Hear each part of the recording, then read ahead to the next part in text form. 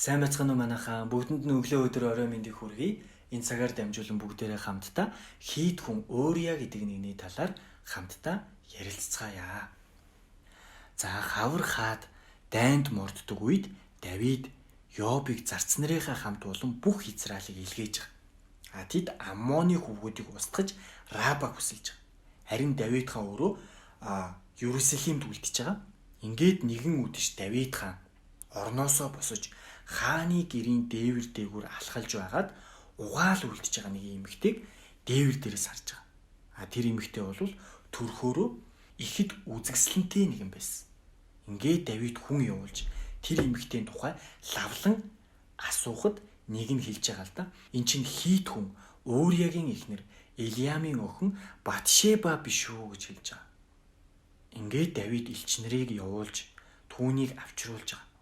Батшеба түүн дээр ирсэнд Давид түүнтэй унтаж тэр эмэгтэй бузраас цэвэршээд өөрийн гэрт буцаж байгаа. Ингээд Батшеба жирэмсэн болоод Давид руу хүн явуулж би жирэмсэн боллоо гэж хэлүүлж байгаа. Ингээд Давид яаж байгаа вэ гэхээр Йоб руу хүн явуулж хийд хүн Өөрияг над руу ирүүл гэж хэлүүлж байгаа. Өөрия түүн дээр ирэхэд Давид түүнээс Йоб болон хүмүүсийн сайн сайхан ба тулалдааны байдлын талаар асууж байгаа. Тэгээд Давид Өөрияд хэлж байгаа л да. Гэртээ харж хөлөө угаах дуу гэж хэлж байгаа. Өөрия хааны гэрээс гарч явсанд хаан түүний араас бэлэг илгээ өгж байгаа. Гэвч Өөрия хааны гэрийн хатавчинд эзнийхээ хамаг зарц нарын хамт унтаж гэртээ харьсангүй гэж гарч ирж байгаа. Хүмүүс Давидэд Өөрия гэртээ хараагүй гэж хэлэхэд тэр Өөрияд хэлж байгаа л да. Чи аян замаас ирээгүй гэж юу? Юунд чи гэртээ харьсангүй вэ гэж хэлж байгаа. Өөрия Давидэд хандан хэлж байгаа. Бурхны авдар Израиль болон Юда нар майханд орогнож миний эзэн Йоб болон эзний минь зарц нар задгай талд хэвтэж яхад би гэртээ идэж юм. Их нэртэйгээ унтахаар очиж чадна гэж юу? Таны амьд буугаар бас таны сүнсний амьд буугаар тангаргалъя. Би огтхонч тийм зүйл хийхгүй гэж хэлж байгаа. Иймд Давид Өөрияд өнөөдөр ч мөн эндээ байх тун маргааш би чамайг явуулъя гэж. Ингээд Өөрия тэр өдөр болон дараа өдөр нь Ерүсалимд үлдчихэж байгаа. Давид түүнийг үрж өөрийн өмнө идүүлж уулгасаар согтоож байгаа. Ингээд үдэш Өөрия гарч явна эзнийхээ зарц нартай хамт өөрийн дэвсгэр дээр унтж байгаа. Харин тэр гэртээ харьсангүй гэж ингэж гарч ирж байгаа. Йобд загтал бичээд Өөриягийн гараар илгээж байгаа. Тэр загталтаа бичгтээ юу гэж бичиж байгаа вэ гэхээр Өөрияг хамгийн ширүүн тулалдааны тэргүүийг нэнд тавьж түүнийг орхин холдоо. Тэгвэл тэр цохигдсон үхэн гэж ингэж бичиж байгаа. Ийхүү Йоб хотыг ажиглаад ир зөрөгтэй дайснууд байгаа гэж мэдсэн газарт Өөрияг тавьж байгаа. Хотын хүмүүс гарч ирэн Йобын эсрэг тулалдахад Давидын зарц нарын зарим нь алагдсан бөгөөд тэр дунд хийд хүн Өөрия ч мөн үхэж байгаа талаар гарч байна. Нөхөр Өөрия нь үхсэн гэдгийг Өөриягийн эхнэр сонсоод нөхрийнхөө төлөө гашуудж байгаа.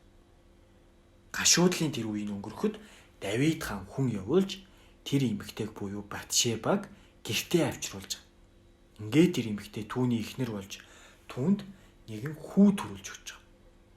Гэвч Давид хааны үйлдсэн энэ хэрэг нь эзний өмнө бузар муу байваа гэж. Дараа нь эзэн Натаныг Давид руу илгээж тэр Давид дээр ирж хэлж байгаа л да. Юунд чи эзний мэлмийн өмнө муу үйлдэн түүний үгийг үл тоомсорлоо. Чи хийт хүм Өөрияг илдээр алж түүний эхнэрийг өөрийн эхнэр болгон авч түүнийг Аммоны хүүгүүдийн илдээр алууллаа. Тийм учраас одоо чиний гэрээс хизээч илд салахгүй. Учир нь чи намайг үл тоомсорлож хийд хүм Өөриягийн эхнэрийг өөрийн эхнэр болгон авсан. Эзэн ингэж айлдж байна. Чиний эсрэг гай зовлон би гэрийнхнээс ч өсгөн. Би бүр чиний нүдний өмнө эхнэрүүдийг чинь авч хамтрагчид чинь өгнө. Тэр хүн гэгээн цагаан өдөр чиний эхнэрүүдтэй унтах болно. Чи үүнийг нууцаар үлдсэн бол би хамаг Израилийн өмнө наран доор энэ хэргийг үйлдэнэ гэв хэмээн хэлж байгаа. Тэгэхэд Давид Натанд би эзний эсрэг нүгэл үлдлээ гэж хэлж байгаа. Натан Давид хандан хэлэхдээ Эзэн мөн чиний нүглийг зайлуулсан. Чи өгөхгүй. Харин хийсэн энэ хэрэгээрээ чи эзний дайснуудад доромжлох боломжийг өгсөн учраас чиний хүүч заавал өгнө. Ингээд Натан гэрлүүгээ буцаж Uriагийн бэлэвсэн эхнэрийн Давидэд төрүүлсэн хүүг эзэн зогсонд тэр хүү хүнд өвчнөд нэрвэгдэж байгаа. Давид тэр хүүхдийн төлөө бурхнаас гоо мацаг барьж явж шүнжэнгөө газар хөвтөж байгаа. Түүний гэрийнхний ахлагчид дэрэгдэн зогсоод түүний газраас босох гэсэн боловч Давид босхийг хүсэхгүй байна. Тэдэнтэй хамт хоолч идэхгүй байна. Ингээд олоодох өдөр хүүхэд нь нас барж байгаа. Давидын зарцнаар хүүхдийг нас барсныг Давидэд хэлэхээс айж ирсэн. Учир нь хүүг амьд байх үед бид хааныг ятгахад тэр бидний үгийг сонсоогүй. Хаан өөртөө ямар нэгэн муу юм хийж магадгүй. Ингээ хүүхэд нь нас барсныг хаанд яаж хэлэх вэ гэлцэж байгаа. Давид зарц нарынхаа тэр шивнэлтхийг хараад хүүхэд нас барсныг ойлгож байгаа. Ийхүү Давид зарц нараас хүү нас барсан уу гэж асуухад тэд тийм ээ тэр нас барсан гэж хэлж байгаа. Ингээд Давид газраас босож угаал үлдэн биеэ тослоод хувцас сольж байгаа.